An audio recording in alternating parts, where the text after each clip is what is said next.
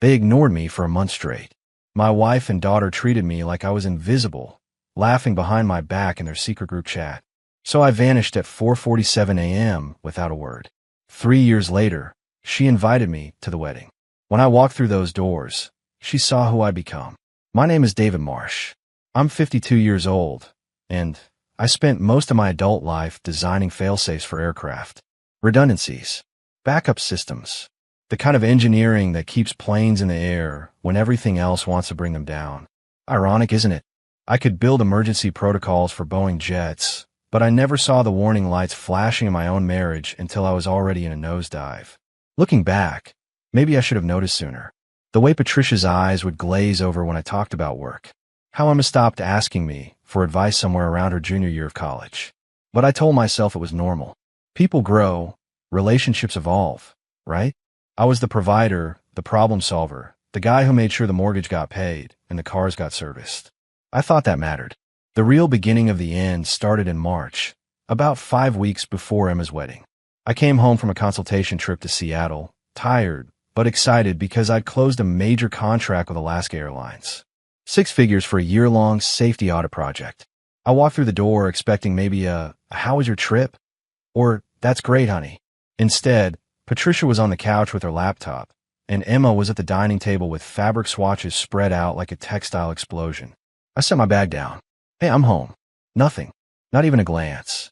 I tried again, louder this time. The Seattle deal went through. We're looking at a really good year. Patricia made a humming sound that could have meant anything or nothing. Emma held up 2 nearly identical pieces of cream-colored fabric to the light, squinting at them like they held the secrets of the universe. I walked over to the table. "Emma, those look nice. What are they for?" She finally looked at me, but it was the kind of look you give a stranger who's standing too close on the subway.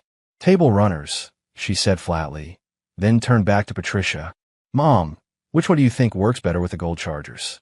Patricia leaned forward, studying them with an intensity she'd never shown my engineering plans. "Definitely the one on the left. More texture." I stood there for another moment, feeling something cold settle in my chest. Then I picked up my bag and headed upstairs. Nobody noticed. That was day 1. By day 7, I'd figured out the pattern. They didn't argue with me. They didn't snap or criticize. They just erased me. Conversations happened around me, through me, but never with me. I'd ask about the florist, the caterer, the venue, all the things I'd been helping coordinate for months. I'd get one-word answers or none at all. Sometimes Patricia would repeat my question to Emma, as if I hadn't just asked it myself. At dinner on day 12, I tried to lighten the mood. Made a joke about how all weddings should come with an engineering flowchart to keep track of everything. Emma looked at Patricia and rolled her eyes. Patricia actually laughed. At me, not with me. I finished my meal in silence while they discussed dress alterations and bridesmaid drama, like I was a piece of furniture. Day 19, I stopped trying to engage. Started watching instead. Observing. That's when I noticed the little things. How they'd move items on the counter just out of my reach. How they'd schedule wedding meetings and forget to tell me. How every suggestion I made got dismissed. But if Patricia said the exact same thing 5 minutes later, suddenly it was brilliant. Day 28 was when everything changed. Not because they suddenly started treating me like a human being, but because I finally saw the truth in black and white. Emma had left her tablet charging on the kitchen counter. She was upstairs getting ready for another wedding vendor meeting, one I hadn't been told about. Patricia was in the shower. I was making coffee, and the screen lit up with a notification. I wasn't trying to snoop. The message just appeared right there. A group chat with Emma, Patricia, and 2 of Emma's bridesmaids. The preview showed my name. My hand hesitated over the tablet. I'd never been the kind of husband who checked his wife's phone or invaded privacy. But something in my gut, that same instinct that told me when an aircraft design had a fatal flaw, made me tap the screen. The chat was titled Wedding Planning Squad. I scrolled up, reading through weeks of messages. Most of it was normal stuff about flowers and seating charts. Then I found a section about me. One of the bridesmaids had written, "Is your dad coming to the dress fitting?" Emma's response, "Ugh, hope not. He's been hovering lately." Patricia had added, "Don't worry. He'll back off soon. He always does." Then another message from Emma, from 3 weeks ago. He asked about the rehearsal dinner again. So annoying. Patricia, Just ignore him. He'll get the hint. The bridesmaid. That's kind of harsh, isn't it? Emma, you don't understand. He's just so boring. Like, everything has to be practical and planned out. He sucks the fun out of everything. Patricia had sent a laughing emoji, then typed, "Give it another week. He won't last a month. Then we can plan things the way we want." I stared at those words. He won't last a month. Like I was some annoying pest they were waiting to exterminate itself. Like my presence in my own daughter's wedding planning was something to endure and outlast. I scrolled further, found screenshots they'd shared. One was from a family group chat where I'd suggested we create a budget spreadsheet for wedding expenses. Emma had circled my message and sent it to this private chat with the caption, "He's trying again." More laughing emojis. More jokes at my expense. Patricia had written, "At least he's consistent. Consistently boring." The shower upstairs turned off. I heard Patricia's footsteps in the bedroom above. I put the tablet back exactly where I'd found it, screen dark, charging cable at the same angle. Then I walked out to the garage, got in my car, and sat there in the darkness with the door closed. Something inside me didn't just break. It evaporated. The version of me who thought I was building a family, providing for people I loved, being a good husband and father, that man just dissolved like morning fog. I sat there for 20 minutes, completely still, while a new version of myself assembled in the silence. This version was clear-headed, methodical. This version had already started planning. When I walked back into the house, Patricia was in the kitchen, hair wet, looking at her phone. She glanced up. "Where'd you go?" I smiled. "Just needed some air. I'm fine." She went back to her phone, already forgetting I existed. That was okay. I was counting on it. I left at 4:47 a.m. on a Tuesday. Not because of sentimentality, but because that's when the neighborhood is quietest. Dogs still asleep. No early joggers. No witnesses. My bag was already in the trunk, packed 3 days earlier and hidden under a tarp in the garage. One suitcase. Everything else I needed was either digitized or replaceable. I'd learned long ago that aircraft emergencies require you to prioritize what's essential and abandon the rest. I stood in the kitchen one last time. Patricia's wine glass sat on the counter, lipstick stain still visible on the rim. She'd stopped rinsing them out years ago, back when she stopped caring about the small courtesies that held a marriage together. I'd thought about leaving a note. Something profound maybe, but they didn't deserve my words. They'd stopped listening to them months ago.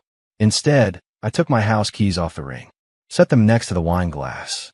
Then I pulled out the joint credit card, the one Patricia had been using for wedding deposits, and cut it in half with kitchen scissors. Left both pieces arranged neatly beside the keys. 3 items in a row. Keys, card pieces, wine glass, a still life titled Things I'm Done With.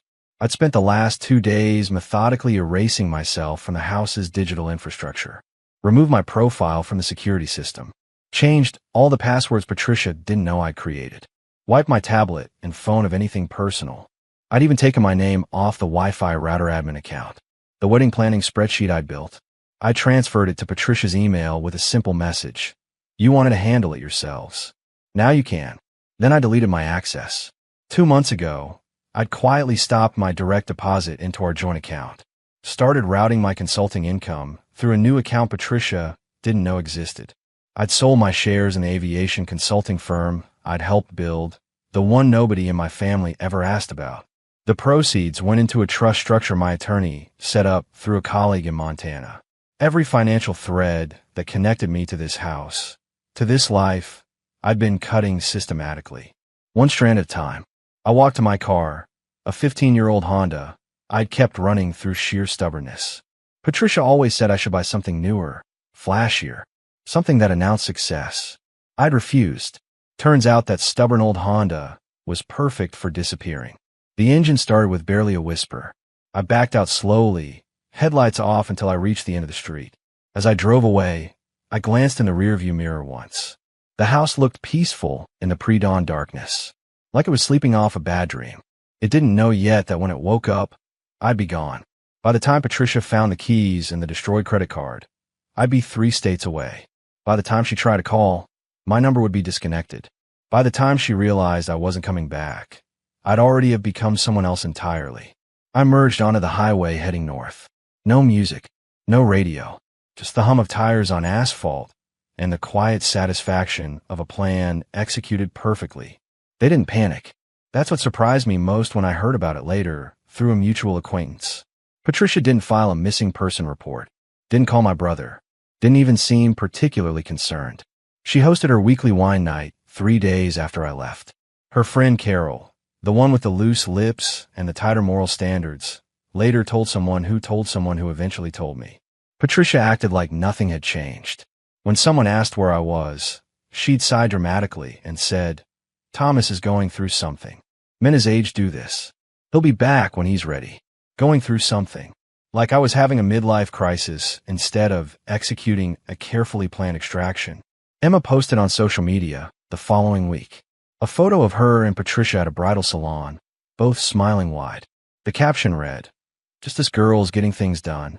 Sometimes that's all you need." Dozens of comments. Lots of heart emojis. Nobody asked about me. The official story, as it spread through their social circle, was that I'd needed space and couldn't handle the wedding stress. Patricia told her Pilates instructor I'd always been emotionally unavailable. She told the neighbor I'd been acting strange for months. Each version painted me as fragile, unstable, quietly falling apart. The narrative was brilliant, really. By positioning me as the one having a breakdown, she maintained sympathy while avoiding accountability. She was the strong one, the abandoned wife holding it together for her daughter's sake. I was the middle-aged man who couldn't cope. What Patricia didn't know was that I'd anticipated this. I'd left just enough ambiguity that she couldn't claim abandonment in any legal sense, but not enough information for her to track me. I disappeared in the gray zone between leaving and being gone. The first week, she tried to access her joint accounts. Found them nearly empty. I'd withdrawn my contributions legally, leaving exactly half for her. Her half. The second week, she tried to log into the airline consulting firm's partner portal. Access denied. I transferred my shares to Connor, my son from my first marriage, through a private sale nobody knew about. The firm's managing partner, an old friend, had processed it quietly. By week 3, Patricia was calling my old colleagues. Had anyone heard from me? Was I okay? Did I mention where I was going? Every answer was the same. No. She hired a private investigator on week 4. I know because he found one of my decoy trails, a hotel booking in Colorado under my name. By the time he got there, the reservation was canceled, and I'd never actually been within 500 miles of Denver. Meanwhile, Emma's wedding planning continued without me. They'd switched to Patricia's credit for deposits. The florist never knew I existed. The caterer had my name removed from all correspondence. Even the wedding website bio section, where it had said, "Emma is the beloved daughter of David and Patricia Marsh," got edited. Now it just said, "Emma Marsh is getting married." I'd been erased. Redacted. Like I was classified information nobody had clearance to access anymore. But here's what they didn't understand. While Patricia was crafting her narrative and Emma was editing me out of her story, I was building something new. Something they couldn't touch, couldn't diminish, couldn't ignore away. I'd rented a cabin in northern Montana. Remote. Off-grid except for a satellite internet connection. The kind of place where you can think clearly without the noise of other people's expectations. And I wasn't alone. The call came from Patricia's attorney 6 weeks after I left. My lawyer, a sharp woman named Helen Rodriguez who specialized in asset protection, forwarded me the message with a 2-word comment. "They're scared." Patricia wanted access to my pension fund, the one from my years at Boeing. She'd tried logging in with old credentials and hit a wall, so she'd lawyered up, assuming she could force her way in. Helen called me from her office in Seattle. "David, I've got their formal request here. They're claiming marital asset rights to your pension." I was sitting on the cabin porch, watching eagles circle over the lake. And they don't have a case. You restructured everything into a living trust 5 years ago. It predates any wedding planning, any recent marital issues. It's bulletproof. What about Emma? I asked. That's what really mattered. She's listed as a beneficiary, but with conditions. She needs to complete a degree, maintain employment for 1 year, and establish independent residence for 18 months without financial support from Patricia. I smiled. So she gets everything as she grows up. Essentially, yes. Your attorney who set this up was brilliant. Patricia isn't even mentioned in the trust documents. There was a pause on the line. Then Helen continued, her voice careful. "David, there's something else." Patricia's lawyer mentioned she's considering filing to have you declared legally dead. It's premature by years, but they're testing the waters. My grip tightened on the phone. She wants me dead on paper. She wants access to your assets. And if you're declared deceased, your trust terms might accelerate. But here's the thing. They need proof you're not just absent. They need evidence of death or disappearance under suspicious circumstances. You've been paying bills, haven't you? Everything's automated through the trust. Then they can't prove you're dead. You're just gone. And there's a big legal difference. After the call ended, I sat there processing it. Patricia wasn't looking for me out of concern. She was looking for my money. The woman I'd spent 23 years with was trying to legally erase me so she could cash in. That night, Connor called for Vancouver. My son, the one Patricia never knew existed, the one I'd kept separate from that life because I'd learned the hard way that some people don't deserve access to everything you are. Dad, I saw the trust notification. She actually tried to access it. Connor's voice carried disbelief. She thinks it's hers. I said simply, what are you going to do? I watched the sun set over the mountains, painting the sky in shades of orange and red. Nothing. Let her exhaust herself. The walls are already built. She just doesn't know she can't climb them. 3 months after I disappeared, Patricia was still selling the narrative. I was the man who'd abandoned his family, the father who couldn't handle the pressure, the husband who'd lost his mind under wedding stress. Then a photograph changed everything. Laura's cousin, a yoga instructor who traveled to wellness retreats like some people collect stamps, posted a carousel on Instagram from a leadership conference in Oregon. Scenic mountain shots, green smoothies, the usual content. But slide 4 showed a conference room full of people sitting in meditation poses, all facing a speaker at the front. The speaker was me. I was mid-gesture, wearing a black quarter zip and gray slacks, no notes in hand. The photo caught me in profile, looking focused and calm. The caption read, "Incredible keynote by DM on finding strength in silence." This man gets it. Laura had warned me about her cousin's social media habits, but I'd underestimated how fast things spread. Within 12 hours, someone Patricia knew had seen it and sent it to her. Patricia nearly dropped her phone, according to Emma's friend who was there when it happened. They were having brunch, planning bridesmaid duties, when Patricia's face went white. "That's him," Patricia whispered. Emma grabbed the phone, zoomed in, stared. 3 months of telling people I was having a breakdown, that I was fragile, that I couldn't cope. And there I was, looking healthier and more composed than I'd looked in years. I wasn't in hiding.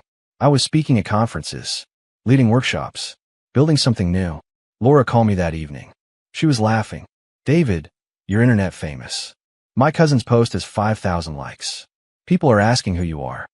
"That wasn't the plan," I said, but I was smiling too. "Maybe it's better this way. Let them see you didn't fall apart. You evolved." She was right. The narrative Patricia had carefully constructed, the story of the broken man who abandoned his family, it collapsed in a single photograph. Because the man in that image didn't look broken. He looked free. Emma didn't call, didn't text. But 2 weeks later, an envelope arrived at the P.O. box I'd set up. Cream-colored, expensive paper. Inside was a wedding invitation addressed in Emma's handwriting. At the bottom, below the printed text, she'd added a line in pen. "If you're still out there, I want you to walk me down the aisle." I held that invitation for a long time, reading those words over and over. She didn't apologize, didn't explain, just asked. I pulled out my phone and sent a single text to the number I knew she still had. "If I come, no one can know beforehand." Her reply came 3 minutes later. "Deal." The morning of Emma's wedding arrived with overcast skies, the kind that make everything feel heavier than it is. I'd driven through the night from Montana, arriving at the venue 3 hours early. The black sedan I'd rented sat in the service lot behind the building, invisible to the arriving guests. Connor had flown in from Vancouver the night before.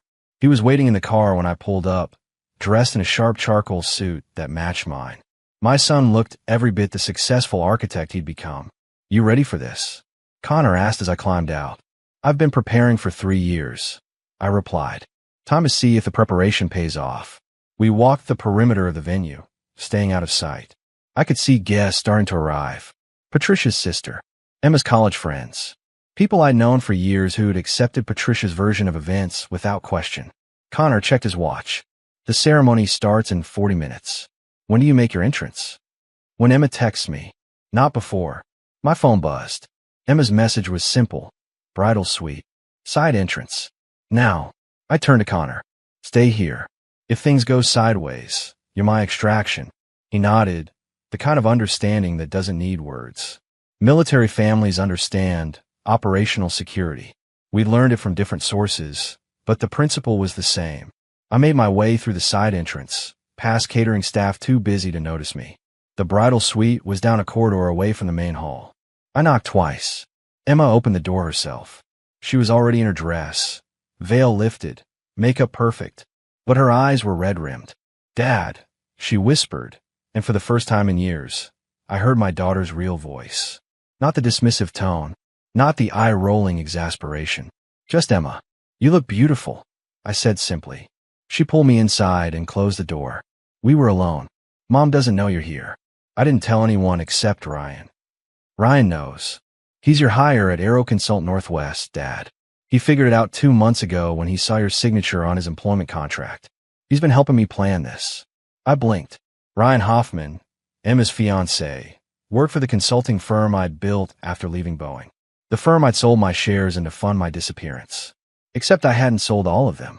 I'd transferred a controlling interest to Connor, kept a silent stake, and continued consulting through an LLC. Ryan knew, and he kept quiet. Does he know about Connor? I asked. Your other son? Yes. He helped Connor coordinate your arrival time. The web of connections suddenly made sense. Ryan wasn't just some random guy Emma had met. He was someone who'd been vetted, tested, proven trustworthy. Someone who'd earned his position through competence, not connections. Emma, I need to tell you something, I said. About your trust fund. I know about the conditions, she interrupted. Ryan explained them. Degree, job, independent living. I'm enrolled full-time now, graduating in December, and Ryan's firm offered me a position in project management starting in January. And the living situation? We're moving to Seattle after the honeymoon. No financial help from Mom. I studied my daughter's face. She'd grown up, not just in age, but in understanding. What changed? That photo of you, she said quietly. The one from the conference. I saw you looking healthy and confident and free. And I realized you weren't the one who was broken. We were. Mom and I.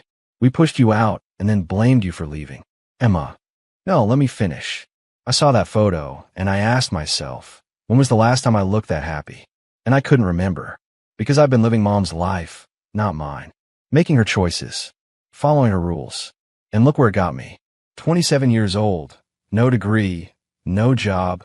No independence. She took a breath, steadying herself. I don't expect you to forgive me.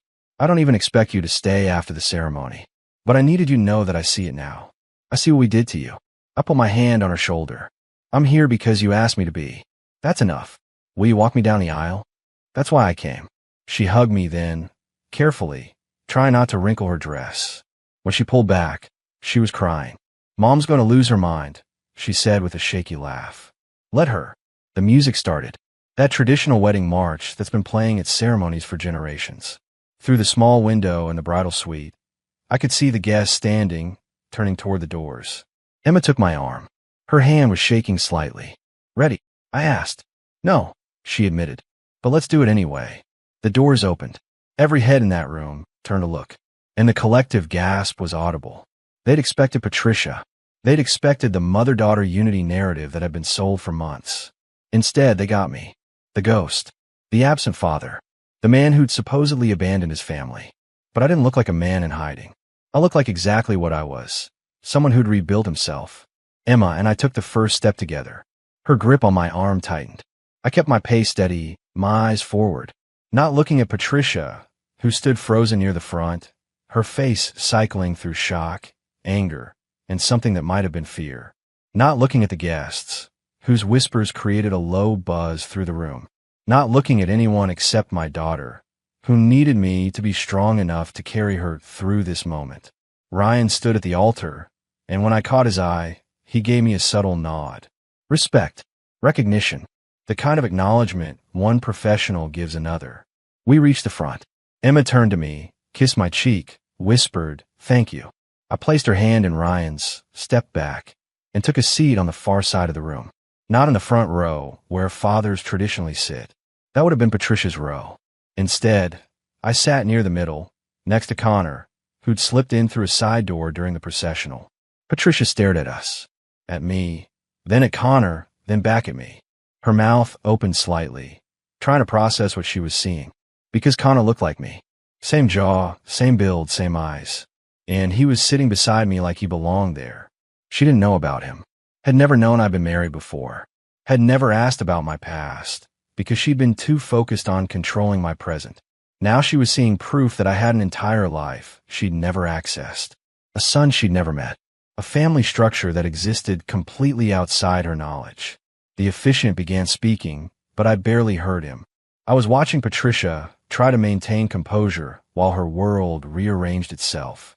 Watching her realize that every story she'd told, every narrative she'd constructed, was built on incomplete information. Connor leaned close and whispered, "She looks like she's seeing a ghost."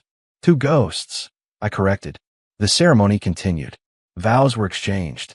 Rings were placed. Emma and Ryan were pronounced husband and wife. Through it all, Patricia stood rigid, her carefully constructed facade splintering with each passing moment. When the recessional started and the newly married couple walked back down the aisle, Emma caught my eye and smiled. A real smile. The kind I hadn't seen from her in years. Patricia intercepted me before I could leave my seat. "What are you doing here?" she hissed, keeping her voice low enough that nearby guests wouldn't hear. "I was invited," I said simply. "By who?" "By the bride. My daughter." "Your daughter? You abandoned her. You walked away without a word." I looked at her calmly. "I left you, Patricia. There's a difference. Emma chose to invite me back. That was her decision, not yours." She glanced at Connor. "And who is this?" "This is Connor. My son." Her face went pale. "You're what?" "My son. From my first marriage. The one you never asked about." The reception was in full swing when Patricia finally cornered me. I was standing near the garden terrace with Connor, watching Emma and Ryan dance their first dance as a married couple. Patricia approached with her wine glass gripped too tightly, her smile nowhere in evidence. "We need to talk. Now." "There's nothing to discuss," I said calmly. "Nothing? You show up after 3 years with a son I didn't know existed, and you think there's nothing to discuss?" Connor stepped slightly closer. "Mrs. Marsh, maybe this isn't the time." "I'm not talking to you," she snapped at him. Then back to me. "How long were you planning this? How long have you been lying to me?" "I never lie, Patricia. You never asked. 23 years of marriage, and you never once asked about my past. You just assumed you knew everything worth knowing." Her face flushed. "So this is my fault." "This is nobody's fault. It just is. I had a life before you. Connor is part of that life. The fact that you didn't know about him says more about what you didn't ask than what I didn't tell. And the trust? The money you hid from me. I didn't hide anything. I protected assets I'd earned before we married. That's legal. That's smart. And frankly, given that you try to have me declared dead to access those assets, I'd say my instincts were correct." She recoiled like I'd slapped her. "I never." "Yes, you did. Your attorney filed preliminary paperwork. My lawyer has copies." Patricia's mother, Dorothy, appeared beside us. The elderly woman looked at her daughter with disappointment etched into every line of her face. "Patricia," Dorothy said quietly, "stop making a scene at your daughter's wedding." "Mom, stay out of this."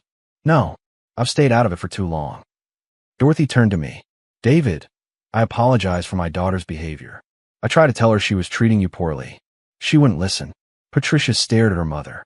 "You're taking a side? I'm taking the side of decency. You ignored this man for a month, mocked him behind his back, and when he left, you tried to steal his money. What did you expect him to do? He abandoned us. He left you." Dorothy corrected. "And can you honestly say you gave him a reason to stay?" The silence that followed was heavy. Patricia looked at her mother, at me, at Connor, and seemed to finally understand that she'd lost the narrative. Nobody here believed her version anymore. Emma approached, still in her wedding dress, Ryan beside her. "Mom, can we not do this today? Your father. My father is here because I asked him to be. And I'm glad he came. I'm glad Connor came. I'm grateful they both showed up when I needed them." Patricia's eyes filled with tears. Real ones this time, not performative. "You're choosing him over me?" "I'm not choosing anyone over anyone," Emma said firmly. I'm just done pretending Dad was the villain in this story. He wasn't. We were. I didn't stay for the whole reception. Once Emma and Ryan had their first dance, once the speeches were done and the cake was cut, Connor and I slipped away. We'd said what needed saying just by being there. Laura was waiting at the hotel, Sophia asleep in the portable crib we'd brought. She looked up when I entered, searching my face for signs of how it went. Emma was beautiful, I said, and she's going to be okay. And Patricia? Patricia is Patricia, but she's not my problem anymore. Laura crossed the room and hugged me, not out of pity, but out of partnership. She'd helped me rebuild myself over the past 2 years, helped me remember what it felt like to be with someone who actually saw me. Connor ordered room service, and the three of us ate dinner while he told stories about his architecture projects in Vancouver, about his wife Sarah and their son, my grandson, who was starting kindergarten in the fall. You should come visit properly, Connor said. No more hiding. No more secret trips. Just normal grandpa visits. I'd like that. My phone buzzed with a text from Emma. Thank you for today. Can we have coffee next week? Just us. I showed it to Laura. She smiled. She's reaching out. Yeah, she is. 8 months later, Emma graduated with her business degree. I was in the audience, sitting between Connor and Laura. Patricia was there too, but on the other side of the auditorium. We didn't speak. We didn't need to. Emma started her job at Ryan's firm, the one I still had partial ownership in. She was good at project management, turned out. Had a mind for details and deadlines. Wonder where she got that from. She and Ryan moved to Seattle, rented an apartment, lived on their own income. By the time 18 months had passed, Emma had met every condition of the trust. I invited her to lunch at a restaurant overlooking the water. Connor flew down for Vancouver. When we showed Emma the trust documents, explaining everything she'd inherited by choosing to grow up, she cried. I don't deserve this, she whispered. You earned it, I corrected. You did the work. You became independent. That was the whole point. She looked at Connor. I have a brother. You do. And a sister-in-law, and a nephew who can't wait to meet Aunt Emma. We spent 3 hours at that restaurant, building something new. Not fixing what was broken, that couldn't be fixed, but creating something different. Something honest. Patricia called once, months later. I didn't answer. She left a voicemail asking if we could talk. I deleted it without listening to the whole message. Some doors, once closed, should stay that way. Laura and I got married in a small ceremony in Montana. Just family. Connor and Sarah. Emma and Ryan. Sophia as flower girl. No drama. No games. Just people who want to be there. Emma gave a short toast at the reception. My dad taught me that sometimes you have to walk away from people who don't see your worth. And sometimes, if you're lucky, they figure it out before it's too late. I'm grateful I figured it out in time. She looked at me when she said it. And for the first time in years, I saw my daughter. Not Patricia's puppet. Not a girl pretending to be grown. But a woman who'd chosen to build her own life. That was worth every silent morning I'd endured. Every ignored question. Every moment of feeling invisible. Because I'd stopped being invisible by refusing to stay where I wasn't valued. And in the end, the people who mattered found their way back. That was one story, but this next one is a little different. Now, let's get into another story. She stood in our kitchen and said, I want a divorce. Handed me a lawyer's card. Said I could only speak through him. When I walked into that lawyer's office and said, yes, I'm the husband, his hands started shaking. That's when I knew she'd made a terrible mistake. She had no idea what I'd already found. My name is Julian Prescott. I'm 42 years old, and until 3 months ago, I thought I had it all figured out. I'd built a hedge fund that managed north of $800 million. My son Bryce was a senior at Dalton, headed for Princeton in the fall. My wife Sienna ran the Lockhart Prescott Arts Foundation, a philanthropic organization we'd founded together 12 years ago to support emerging artists and educational programs. We had the townhouse in the West Village, the summer place in the Hamptons, the life that looked perfect from every angle. We'd met at a charity auction 15 years ago. She was working for Sotheby's then, beautiful and brilliant, with a passion for contemporary art that matched my enthusiasm for market analysis. We built something together, not just a marriage, but a legacy. The foundation was supposed to be our shared dream, our way of giving back. I should have paid more attention when that dream became hers alone. It was a Tuesday evening in late September when everything shattered. I came home early from the office, around 6:30, carrying takeout from that Italian place Sienna used to love. Used to. Past tense. Funny how quickly things shift. She was standing in the kitchen, backlit by the setting sun through the floor-to-ceiling windows. Her dark hair was pulled back in that severe ponytail she wore to board meetings. She didn't look up when I walked in. Her fingers moved across her phone screen with practiced efficiency. "I got the pappardelle," I said, setting the bag on the marble island. "And that wine you mentioned last week." She finally glanced up. Her expression was flat, businesslike. The same look she gave disappointing grant proposals. "I want a divorce." 4 words. Delivered without preamble, without emotion, without even the courtesy of eye contact afterward. She'd already looked back down at her phone. I stood there, one hand still on the takeout bag, trying to process what I just heard. The refrigerator hummed. Somewhere upstairs, Bryce's music played faintly through his closed door. The normalcy of those sounds made the moment feel surreal. "What?" I managed. Sienna slid a business card across the island toward me. Thick stock, embossed lettering. Kenneth M. Hollister, ESQ family law specialist. High asset divorce. "All communication needs to go through him," she said, her voice as smooth and cold as the marble between us. "I'd appreciate it if you'd respect that boundary." "Sienna, what the hell is?" "I'm not discussing this with you, Julian." She picked up her bag, her movements deliberate and controlled. "Everything goes through Kenneth. I've already spoken with him about the foundation, the assets, custody arrangements for Bryce. He'll be in touch within the week. You can't just..." "I can. And I have." She walked past me, her heels clicking against the hardwood, leaving behind the faint scent of her perfume. Something new I didn't recognize. Something expensive and foreign. The front door opened and closed with a soft, final click. I stared at the business card. Kenneth M. Hollister. The name was familiar. I'd heard it whispered at cocktail parties, always with a mix of respect and dread. He was the attorney you hired when you wanted to win at any cost.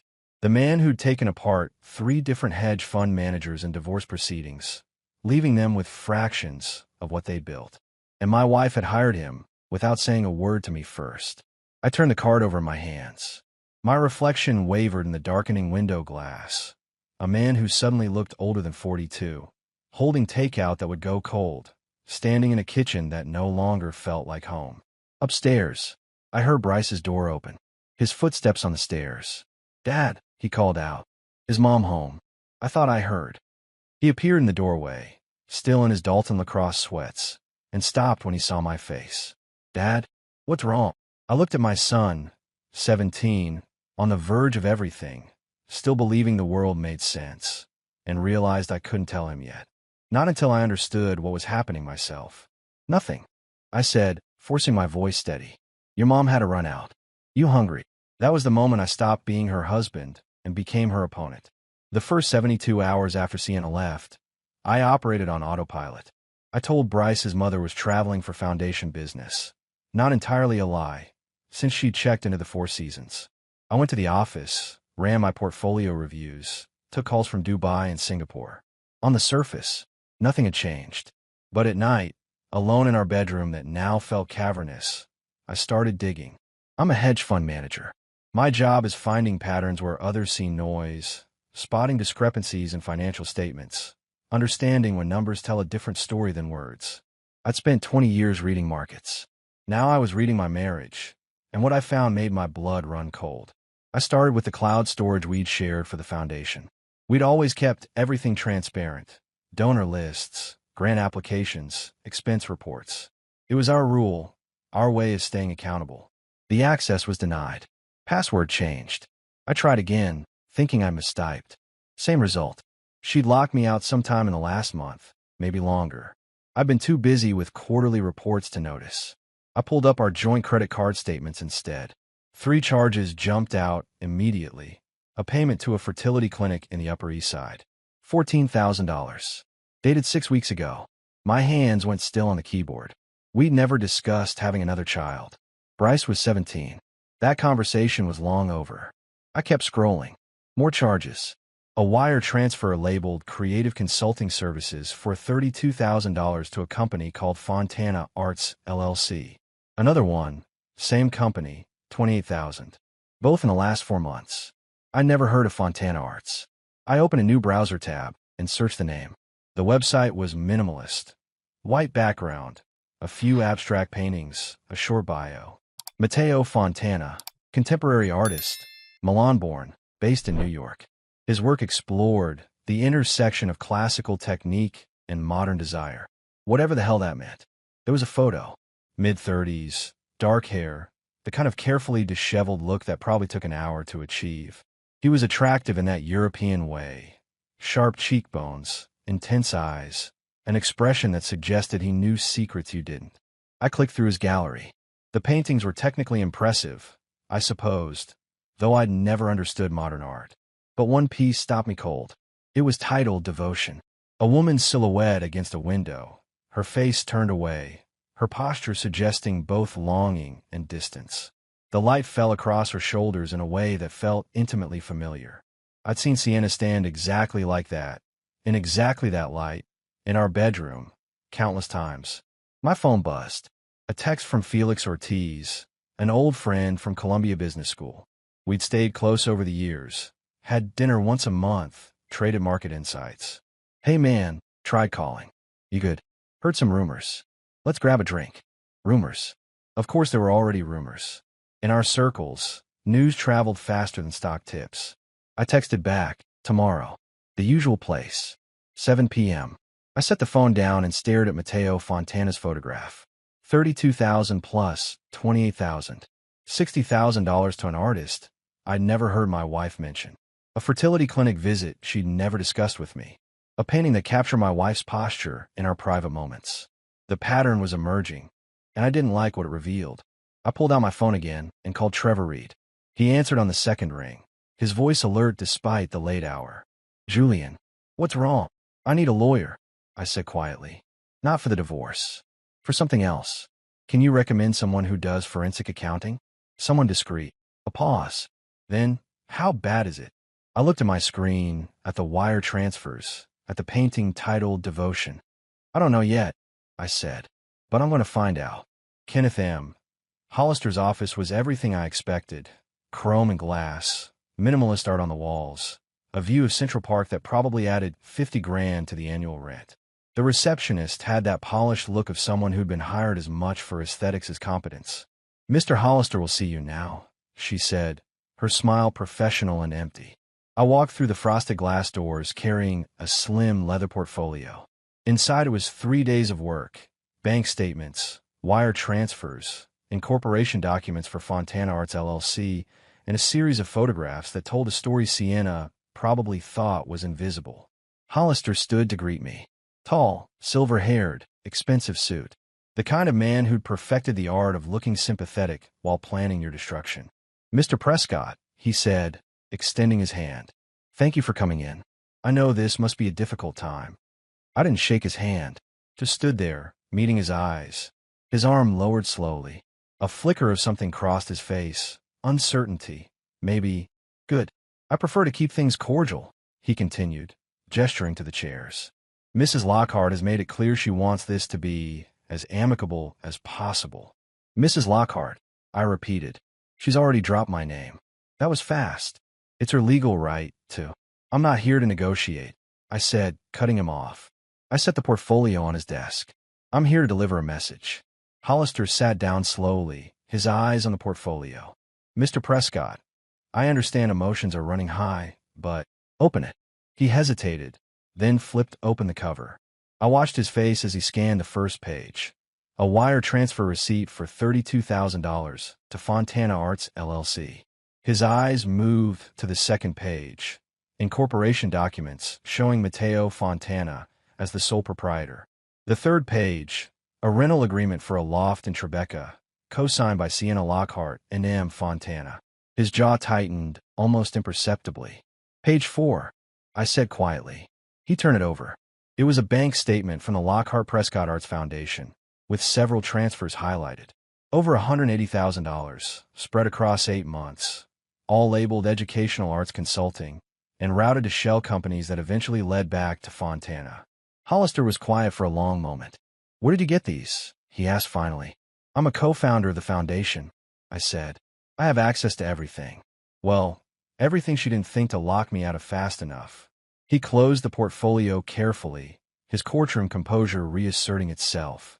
"Even if these transactions occurred, that doesn't necessarily indicate." Page 7. He opened it again. This time it was a printed screenshot from a deleted Instagram story. Sienna and Mateo at a gallery opening, his hand on her lower back, both of them laughing.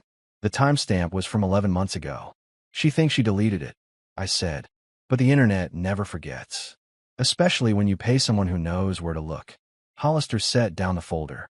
For the first time since I'd walked in, he looked genuinely uncomfortable. "Mr. Prescott, what exactly are you proposing?" I leaned forward. "Here's what's going to happen. You're going to call my wife and tell her that I'm willing to discuss terms. But those terms include full financial disclosure from the foundation, every transaction, every donor, every grant for the last 3 years. You're going to tell her I want a forensic audit, and I want it completed by an independent firm of my choosing. That's highly unusual in a divorce proceeding." "This isn't just a divorce proceeding," I said. "This is potential fraud involving a 501c3 organization. Donor funds, potentially misappropriated for personal use. The IRS tend to take a dim view of that." His face went pale. "You're threatening to involve federal authorities?"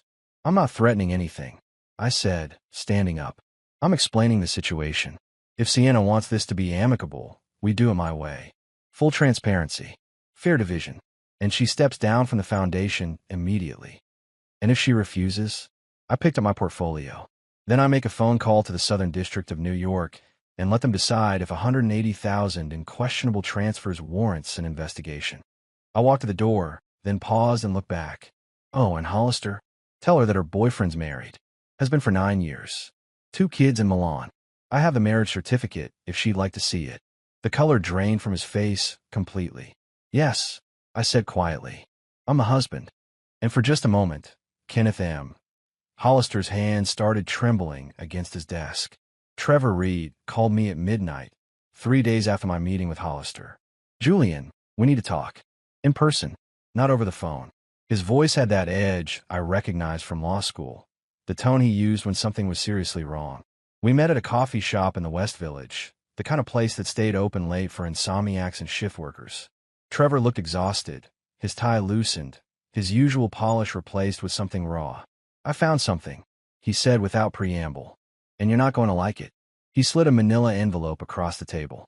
Inside were bank statements. Not mine, not Sienna's. Felix Ortiz's. "Felix," I said, confused. "What does he have to do with?" "Look at the deposits." I scanned the pages. Regular salary deposits from his consulting firm. Nothing unusual. Then I saw them. Monthly payments, $3,500 each, going back 8 months. The source was listed as LS Consulting Services. "LS," Trevor said quietly. "Lockhart Sienna." I cross-referenced the LLC registration. "It's one of her shell companies." My hands went still on the paper. "Felix has been taking money from Sienna for 8 months. I talked to a guy I know at his bank, off the record. The payment started about 2 weeks after you told Felix you were thinking about restructuring the foundation's investment strategy." The implications hit me like cold water. Every conversation I'd had with Felix over the past 8 months, every piece of market intelligence I'd shared, every private concern about the foundation's finances, all of it had gone straight back to Sienna. "He's been reporting to her," I said. Trevor nodded. "I'm sorry, man. I know you two go way back." I thought about all the dinners, the market discussions, the times Felix had asked casual questions about the foundation. How's Sienna handling the new grant programs? Any concerns about overhead costs? You thinking about bringing in outside auditors? I thought he was being friendly. He'd been mining for information. "There's more," Trevor said. He pulled out another document. Medical records, marked confidential. "I shouldn't have these, and I'll deny ever showing them to you. But you need to see them." It was a psychological evaluation, dated 4 months ago. My name was at the top. Dr. Richard Pembroke, licensed clinical psychologist. "I never saw a psychologist," I said, scanning the document. "I know. Neither did Dr. Pembroke, apparently. I tracked him down. Sienna paid him $15,000 to create a report suggesting you have controlling tendencies and emotional instability that could impact parental fitness. The words blurred on the page. She'd manufactured evidence, paid a professional to lie, creating a paper trail that could destroy me in a custody battle. Pembroke's scared now. Trevor continued. He knows this could cost him his license. He's willing to recant, go on record that Sienna paid him to fabricate the evaluation. I set the document down carefully, my hands shaking with barely controlled rage. She was building a case, I said quietly. For months, while I was sleeping next to her, trusting her, she was systematically constructing a narrative where I'm the villain. Julian and Felix helped her. I looked up at Trevor. My friend. Someone I trusted for 20 years. Trevor's expression was grim. What do you want to do? I pulled out my phone and opened the voice recorder app. Set up a meeting with Felix, I said. Tell him I want to discuss investment opportunities. Somewhere public, but quiet. And make sure you're there, recording everything. You're going to confront him. I'm going to give him a chance to come clean, I said. And when he doesn't, because men like that never do, I'm going to make sure every word of his confession is documented. Trevor studied my face. You've changed. In the last week, you've changed. No, I said, standing up. I've just stopped pretending the people I trusted deserve that trust. I walked out into the cold night air, my breath fogging in the October darkness. Somewhere across the city, Sienna was probably sleeping peacefully, confident in her strategy, her manufactured evidence, her paid informant. She had no idea the war had just shifted. The letter arrived on a gray Monday morning in early November. Official IRS letterhead, certified mail, the kind of envelope that makes your stomach drop even when you've done nothing wrong. Except Sienna had done plenty wrong. I opened it at my kitchen table, Bryce already at school, the house silent except for the hum of the refrigerator. The language was bureaucratic and formal, but the message was clear. The Lockhart Prescott Arts Foundation was under audit. Suspected misappropriation of donor funds. Potential violations of 501c3 regulations. I hadn't made that call to the Southern District yet. I'd held it in reserve, a nuclear option I wasn't sure I'd need to use. Someone else had made it for me. My phone rang. Trevor Reed. You see the news? He asked. What news? Channel 7 just ran a story. Prominent Manhattan Foundation under federal investigation. They're naming the Lockhart Prescott Foundation specifically. Someone leaked it to the press. I pulled up the news site on my laptop. There was, top of the local section, a photo of our foundation's building, Sienna's professional headshot from the website, and a quote from an unnamed source suggesting irregular financial transfers and potential fraud. This wasn't us, Trevor said. I didn't call anyone, and I know you didn't. Who else knew? I thought about Kenneth Hollister, about the documents I'd shown him, about how quickly powerful men distance themselves from sinking ships. Hollister, I said. He's covering his own ass. If there's an investigation, he doesn't want to be anywhere near it. Smart, Trevor said. Ruthless, but smart. My phone buzzed with another call. Felix. I declined it. He'd called 17 times in the last 3 days, leaving increasingly desperate voicemails. I hadn't responded to a single one. There's something else, Trevor said. Felix's consulting firm put him on administrative leave this morning. Someone sent his managing partners copies of the bank statements showing Sienna's payments. They're conducting an internal investigation. Someone, I repeated, yeah, someone who had access to those documents and knew exactly where to send them. I didn't confirm or deny anything, but Trevor knew me well enough to understand. The audit is going to be brutal, he continued. Full forensic accounting, donor interviews, transaction reviews going back 3 years. Sienna's going to be buried in subpoenas. Good, I said. Let her explain where $180,000 went. Let her justify paying her boyfriend consulting fees with donor money. Julian, this could splash back on you too. You're a co-founder. Your name is on everything. I know. That's why I'm cooperating fully. I've already contacted my own attorney, separate from you, to represent me specifically in the audit. I'm providing every document they ask for, every record, every communication. I want them to see I had nothing to do with this. That's smart, Trevor said. Distance yourself early. After we hung up, I sat there staring at the IRS letter. This was real now. Federal investigation, Media coverage, the kind of scandal that ended careers and destroyed reputations. Sienna had built her entire identity around being a cultural leader, a philanthropic visionary. Now that image was disintegrating in real time. My phone buzzed again. This time it was a text from an unknown number. "We need to talk. Please. I can explain everything." S. I stared at the message for a long moment. Then I blocked the number. An hour later, another text from a different number. "Julian, I know you're angry, but this is getting out of control. The IRS, the media. We need to present a united front. For the foundation. For Bryce. Please call me." I blocked that number too. By evening, I blocked 6 different numbers.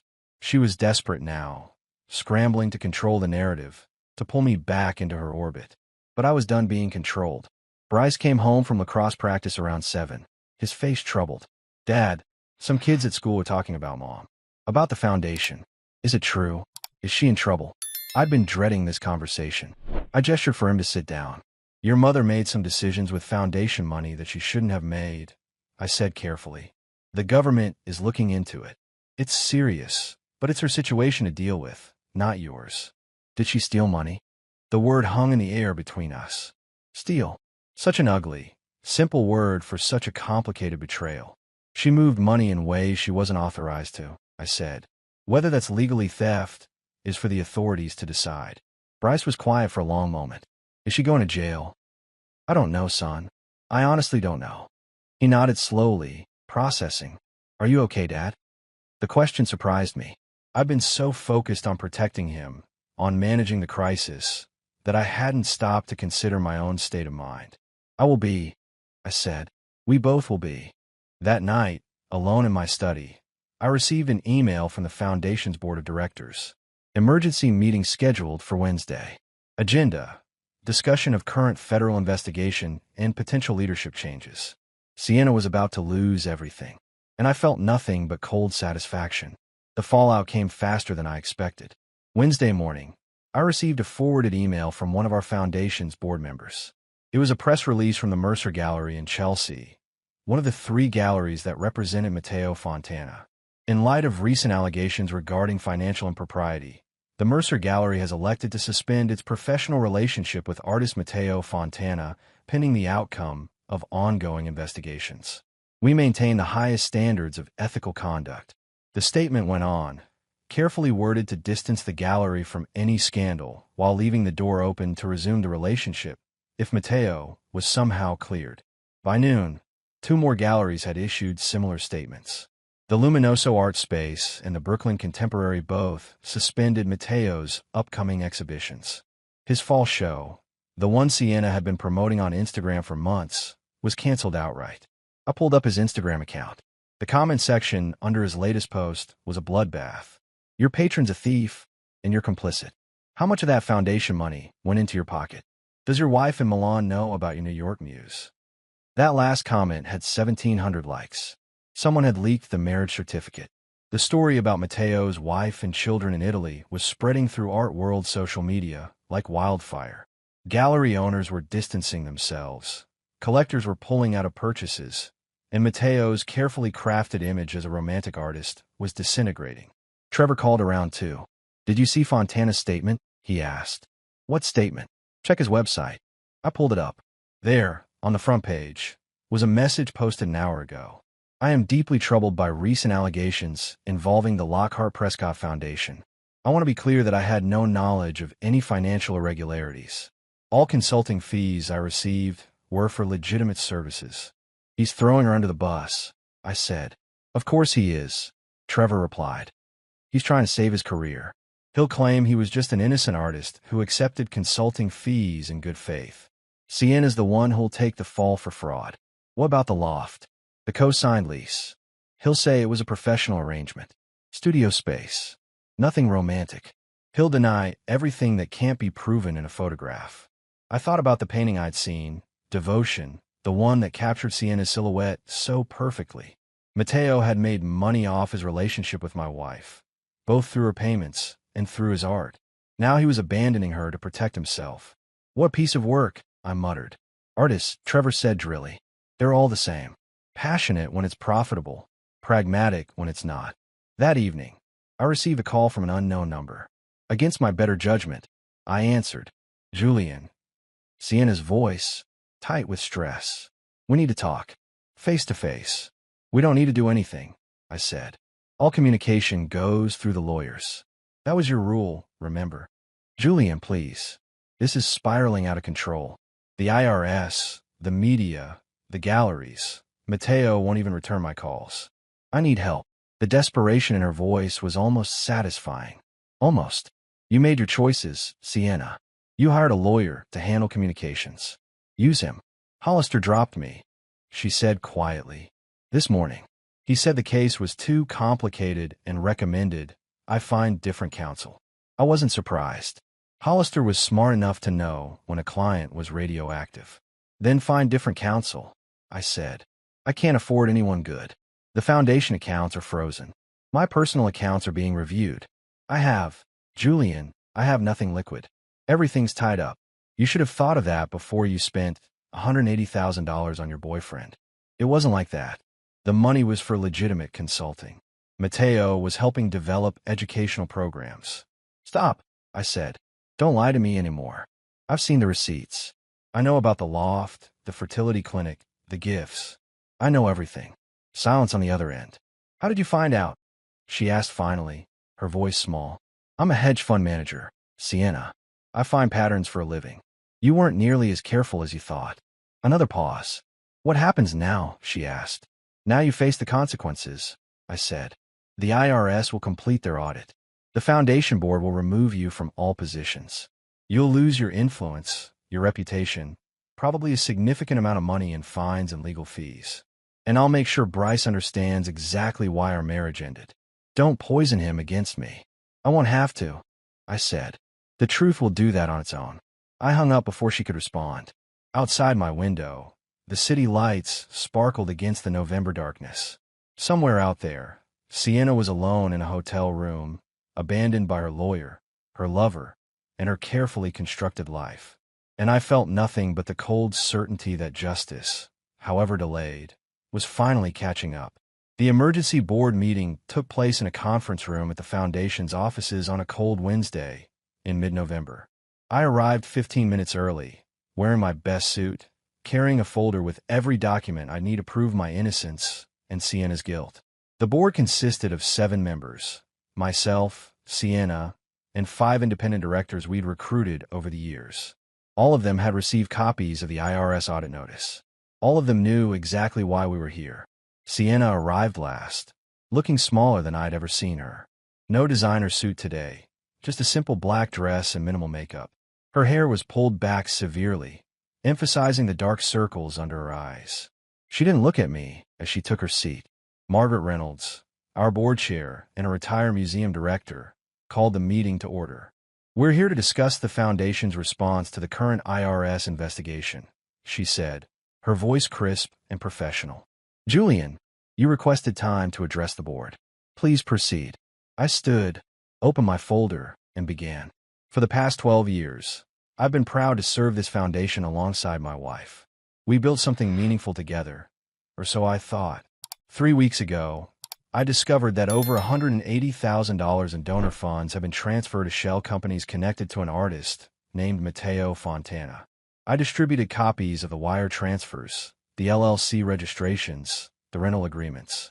These transfers were authorized by Sienna alone, without board approval, and were labeled as educational consulting. In reality, they funded her personal relationship with Mr. Fontana. This represents a clear violation of our fiduciary duties and potentially criminal misuse of charitable funds. Sienna's face had gone white, but she didn't speak. Furthermore, I continued, I've discovered that Sienna used funds from our son's education trust, $43,000, for cosmetic surgery procedures, rhinoplasty, facial fillers, and other treatments. Money that was designated for Bryce's college education. That got reactions. Margaret's expression hardened. 2 other board members exchanged looks. I want to be clear, I said. I had no knowledge of these transactions. I've provided complete cooperation to the IRS and to our independent auditors. I'm prepared to step down from any leadership role if the board believes it's necessary, but I will not allow my reputation to be destroyed by actions I didn't take and didn't approve. I sat down. Margaret turned to Sienna. Mrs. Lockhart, do you wish to respond? Sienna stood slowly. Her hands were shaking. The transfers to Mateo were for legitimate consulting work, she said, her voice barely above a whisper. He was developing curriculum for our arts education programs. The amounts may seem high, but where are the deliverables? Margaret interrupted. Where are the curriculum documents, the program proposals, the work product that justified $180,000? Sienna was silent. And the use of your son's trust fund? Margaret pressed. Can you explain that? I intended to replace it, Sienna said. It was temporary. I was going through a difficult time emotionally, and I made poor decisions. But I never intended to. Intent doesn't matter, Margaret said coldly. Impact does. You've compromised this foundation's integrity, violated donor trust, and potentially committed fraud. I'm calling for a vote. The motion was simple. Immediate removal of Sienna Lockhart from all positions within the foundation, including the board of directors. The vote was unanimous. 6-0. I abstained. Sienna gathered her things in silence and walked out. She didn't look back. After she left, Margaret turned to me. Julian, the board would like you to remain. We believe you acted in good faith, and we'll need your expertise to navigate the audit and rebuild trust with our donors. Will you stay on? I thought about it for exactly 3 seconds. Yes, I said, but only if we completely restructure our oversight. No single director should have the authority Sienna had. We need checks and balances. Agreed, Margaret said. We'll start immediately. I left the meeting feeling lighter than I had in weeks. The foundation would survive this. And I'd made sure everyone knew exactly who was responsible for nearly destroying it. I was in my office when Trevor called, his voice urgent. Turn on channel 4. Now. I pulled up the live stream on my laptop. It took me a moment to process what I was seeing. Sienna, sitting across from Miranda Cole on the Cole Report, a local morning talk show that specialized in human interest stories and celebrity interviews. Oh no, I breathed. She's trying to control the narrative, Trevor said. Watch. Miranda was in full sympathetic mode, nodding as Sienna spoke. I want to be clear about something, Sienna was saying, her voice steady but emotional. My marriage to Julian became increasingly controlling over the years. He managed every aspect of our finances, questioned every decision I made. When I tried to develop my own programs at the foundation, programs that could have helped hundreds of young artists, he blocked me at every turn. My jaw dropped. She's lying, I said. Keep watching, Trevor replied grimly. Miranda leaned forward. So the money in question, the transfers the IRS is investigating, those were for legitimate foundation work. Absolutely. Mateo Fontana is an incredibly talented artist and educator. The consulting fees were entirely appropriate for the scope of work he provided. But Julian saw it as a threat to his control. What about the allegations regarding your son's trust fund? Miranda asked. Sienna's eyes filled with tears. That's been completely mischaracterized. I made a temporary transfer during a cash flow issue. I was going to replace it within weeks. Julian is using it to turn my own son against me. The comment section was exploding. Half the viewers were sympathetic to Sienna, calling her brave for speaking out. The other half were calling her a liar and a thief. She's making this worse, I said. She's lying on television. Let her, Trevor said. Because in about 30 seconds, Miranda's going to ask the question her producers fed her. On screen, Miranda consulted her notes. Mrs. Lockhart, we've received information that Mr. Fontana is actually married with children in Italy. Were you aware of that? Sienna's face went completely still. That's not relevant to the foundation's work. But you were in a personal relationship with him, weren't you? While you were still married to Julian. The pause stretched too long. My personal life is complicated, Sienna said finally. But it has nothing to do with how foundation funds were used. Actually, Miranda said, and I could hear the shift in her tone. We've obtained documentation showing that several of the payments to Mr. Fontana were made during the same weeks he signed a lease with you for an apartment in Tribeca. Can you explain that? Sienna stood up abruptly. This interview is over. She pulled off her microphone and walked off set. The camera stayed on Miranda's surprised face for a moment before cutting to commercial. My phone started ringing immediately. Reporters, foundation donors, colleagues. I ignored them all except one, Margaret Reynolds. Did you see it? She asked. Every painful second. She just destroyed what was left of her credibility. The board is issuing a statement within the hour, completely distancing the foundation from her claims. We'll make it clear she was acting alone, without authorization, and that her characterization of events is contradicted by documentary evidence. Thank you, Margaret. After we hung up, I sat there watching the clip replay on social media. The hashtag Lockhart Lies was already trending. Her attempt to play the victim had backfired spectacularly. Trevor called back. The producers had those documents ready. Someone fed them the information. Someone who wanted to make sure she couldn't spin this, I said. Someone who understands how media works. I didn't confirm anything, but we both knew. Sometimes the best revenge isn't confrontation. It's giving someone enough rope and watching them use it. The final settlement meeting took place in early January, in a conference room that felt too large for the 3 people it contained. Me, Sienna, and a court-appointed mediator. Our lawyers had worked out the details in advance. This was just the formality of signing. Sienna looked like a ghost of herself. Her clothes hung loose, her hair had lost its shine, and the confident woman who had once commanded gallery openings now couldn't meet my eyes. The mediator laid out the terms. Full custody of Bryce to me, with supervised visitation for Sienna twice monthly. The townhouse remained mine. The Hamptons property would be sold, proceeds split. Sienna would relinquish all claims to my hedge fund and personal accounts. Most significantly, she would resign from all positions with the Lockhart Prescott Foundation, now being renamed the Prescott Educational Trust. She would have no involvement, no access, no say in its future. The IRS settlement, the mediator continued, requires Mrs. Lockhart to pay back $184,000 in misappropriated donor funds, plus penalties.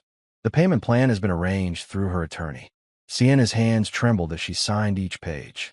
The trust fund for Bryce, the mediator said, shows an unauthorized withdrawal of $43,000. Mrs. Lockhart has agreed to repay this amount with interest within 18 months. Another signature. Another piece of her life signed away. When it was done, Sienna stood slowly. For the first time since we'd sat down, she looked directly at me. I'm sorry, Julian, she said quietly. For everything.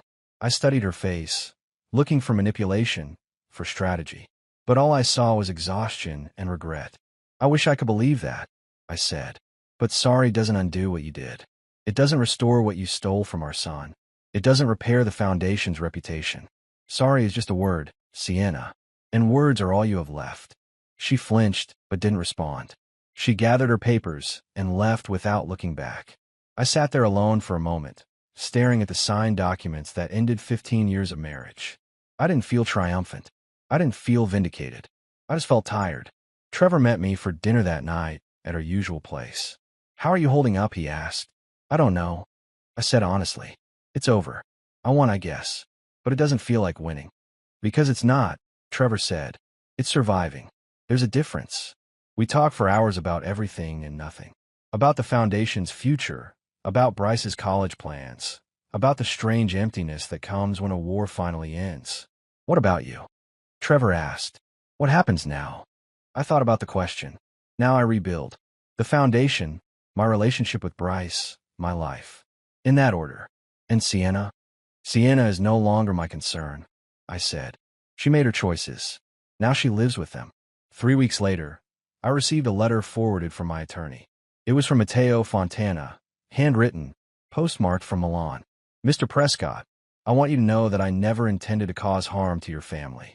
What happened between Sienna and me was complicated, but I take responsibility for my part in it. I've returned to my wife and children, and I'm working to repair the damage I've caused there. I hope someday you can find peace. MF. I read it twice, then tore it up and threw it away. His apology meant nothing. His guilt meant nothing. He'd gotten his money, made his art, and gone home to his real life. The consequences belonged to Sienna alone. But somehow, knowing he felt guilty made the whole thing feel a little more finished. 18 months after the divorce was finalized, I stood in the newly renovated headquarters of the Prescott Educational Trust. We'd moved to a larger space in Midtown, hired new staff, and completely restructured our oversight systems. The foundation was thriving. We'd launched 3 new scholarship programs, partnered with 15 schools, and rebuilt donor trust through radical transparency. Every transaction, every grant, every decision was documented and publicly available. Margaret Reynolds had become a close ally, and together we'd assembled a board that took accountability seriously. We'd learned from Sienna's betrayal, built systems to prevent it from happening again. Bryce was finishing his first year at Princeton, excelling in his economics courses and playing lacrosse. He spoke to his mother occasionally, brief phone calls that satisfied the court's requirements, but not much else. "She's trying," he told me once, "but I'm not ready to forgive her. Maybe I never will be." "That's your choice to make," I said. "Not mine, not hers. Yours." Felix Ortiz had left New York.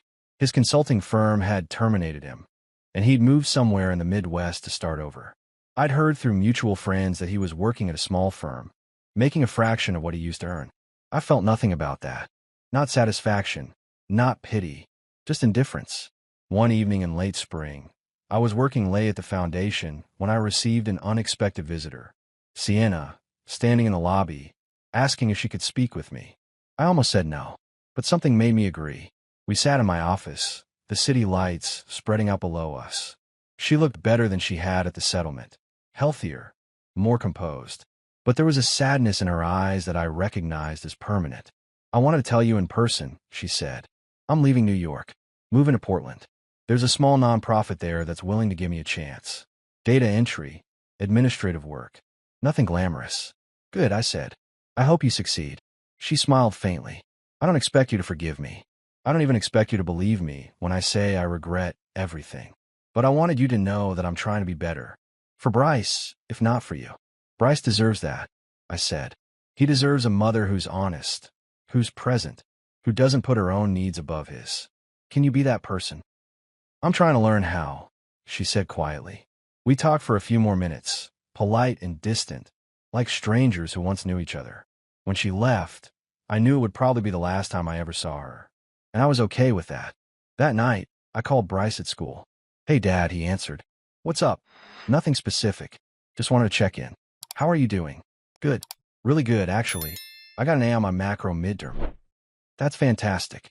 We talked for a while about classes, lacrosse, his plans for the summer. Normal things. Father and son things.